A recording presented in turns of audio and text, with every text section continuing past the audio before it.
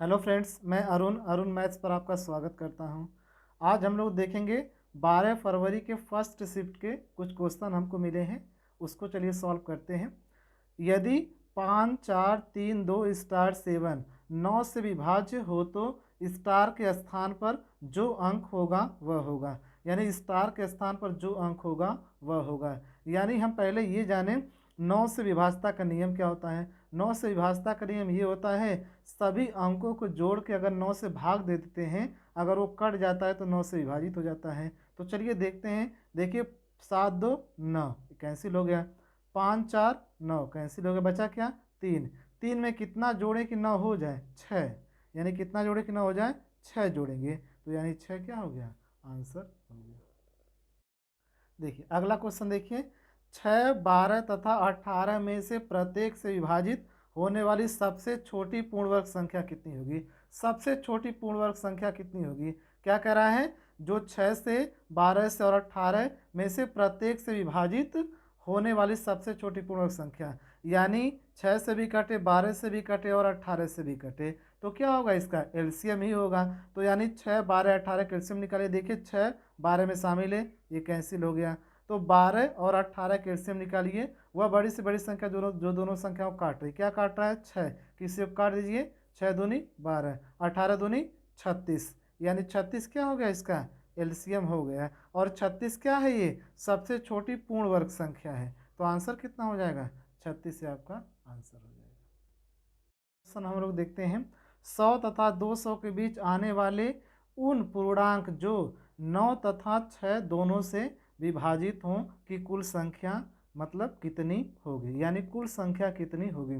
यानी 100 और 200 के बीच ऐसी कितनी संख्याएं हैं जो 9 से भी कटे और 6 से भी कटे। अगर वो संख्या 9 से भी कट रही है, 6 से भी कट रही है, तो इनके एलसीएम से भी कटेगी। तो इनका एलसीएम निकालिए। वह छोटी से छोटी, वह बड़ी से बड़ी संख्या दोनों संख्या को काट रही, क्या काट रहा है देखिए, का क्या काट रहा है 3, 3 दूनी 6, कितना हो जाएगा 18, इनका एलसीएम हो जाएगा। यानी 100 और 200 के बीच संख्या होनी चाहिए। पहले हम क्या करते हैं, 1 से लेकर 200 के बीच संख्या निकालते हैं जो 18 से कट जाए, तो भाग दीजिए।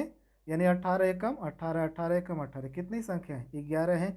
अब क्या कीजिए, 1 से लेकर 100 तक निकालिए। निकालिए 18 से भाग दीजिए, 18 पचे 90, तो इसका एलसीएम कितना हो जाएगा, मतलब इसका अंतर कितना हो जाएगा 6। जो 6 है, 100 तथा 200 के बीच संख्याएं कितनी होंगी, 6 होगी। यानी आंसर क्या हो गया, 2 हो गया।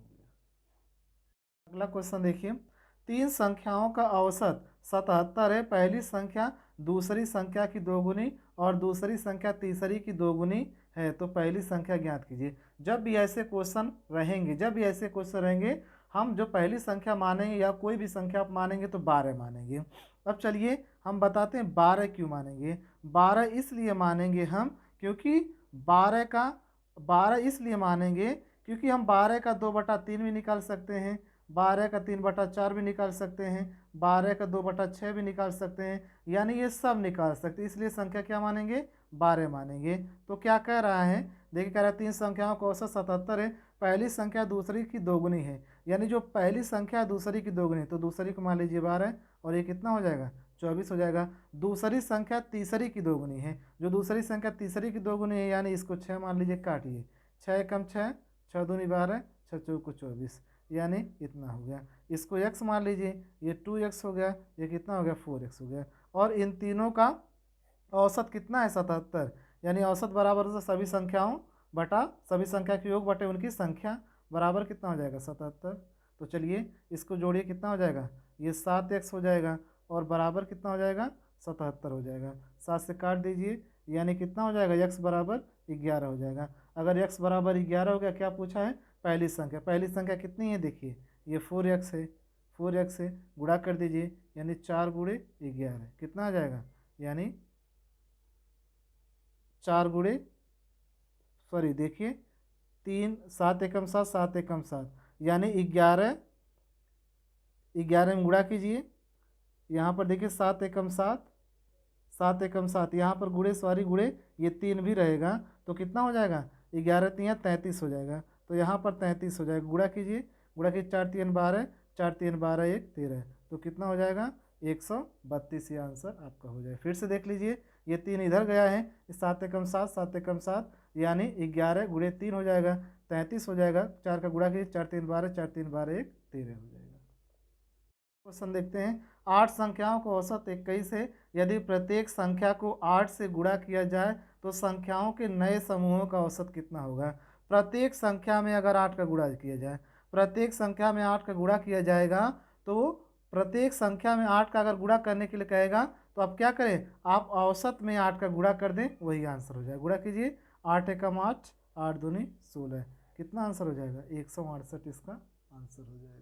3 संख्याओं का अनुपात 2:3:5। यदि तीनों संख्याओं का योग 275 है तो तीनों संख्याओं में से सबसे बड़ी संख्या ज्ञात कीजिए। तो चलिए, यानी इन तीनों का अनुपात कितना, 2:3:5 है, और इनका योग कितना, 275। इसको जोड़िए, 5 2 5 3 8, 8 2 10, क्या कीजिए, यानी 275 में 10 से भाग दे देंगे, और जिसका पूछेगा उसका गुणा कर देंगे। बड़ी संख्या कितनी है, 5 है, 5 से भाग गुणा कीजिए, 5 दूनी 10, काटिए, 5 एकम 5, 5 3 15, 5 7 35, यानी 137.5 क्या हो जाएगा, आंसर आपका हो जाएगा।